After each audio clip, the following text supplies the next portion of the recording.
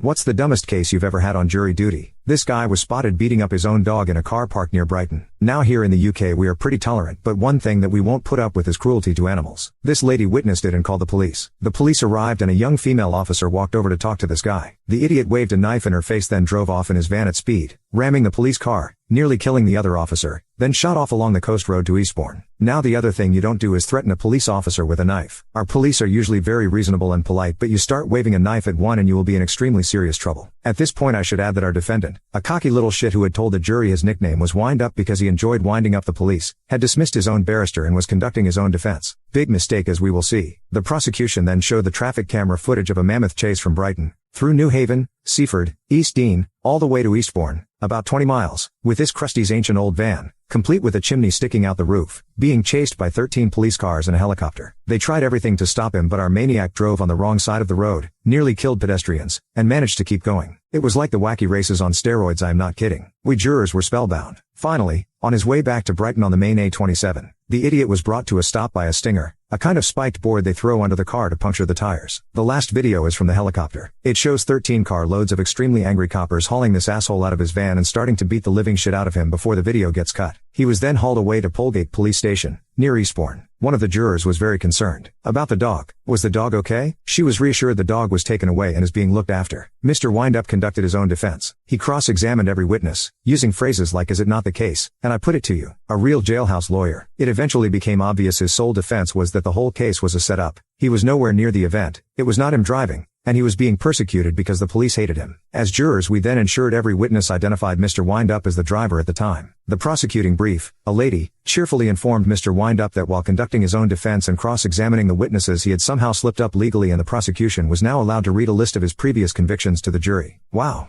This is usually never permitted as it could prejudice a fair trial. Mr. Windup's previous convictions read like the script from a slasher movie. Drug dealing, assault, grievous bodily harm, malicious wounding, assault with a deadly weapon. The list went on and on and on. Not a nice chap, Mr. Windup. He sat there glowering. Not such a clever chap after all, are we?